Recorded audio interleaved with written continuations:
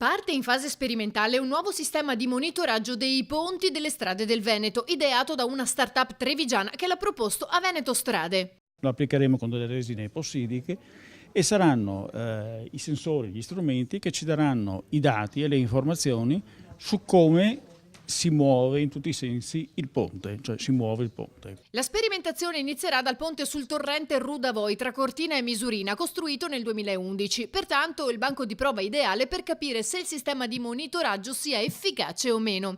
Verrà applicato a gennaio per 3 mesi e se l'esito sarà positivo si estenderà ai primi 20 ponti regionali, partendo da quello sulla tangenziale di Treviso. Noi abbiamo in gestione fra pianura e montagna 550 ponti.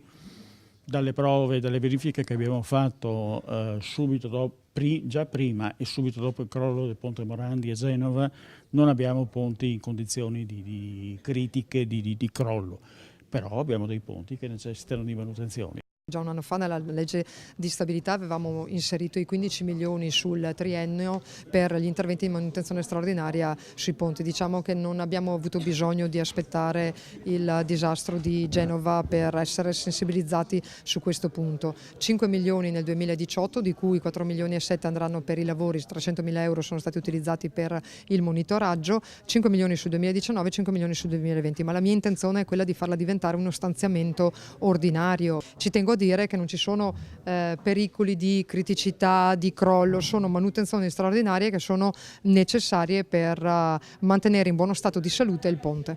Un controllo fondamentale per evitare fenomeni di cedimento o di collasso delle strutture e ha un costo decisamente contenuto. Un sensore come questo che vi ho mostrato costa intorno ai 100 euro, quindi fate il conto, sul ponte sul Rudavoi ne mettiamo 18, quindi vuol dire 1800 euro. Insomma.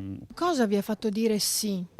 Ma ci ha fatto dire sì, il costo bassissimo. La novità è che rispetto agli attuali sistemi di monitoraggio dei ponti, che questi trasmettono in remoto e quindi non c'è bisogno di mandare nessuno a raccogliere i dati dalle centraline poste vicino al ponte, e il fatto che ci consente un monitoraggio continuo.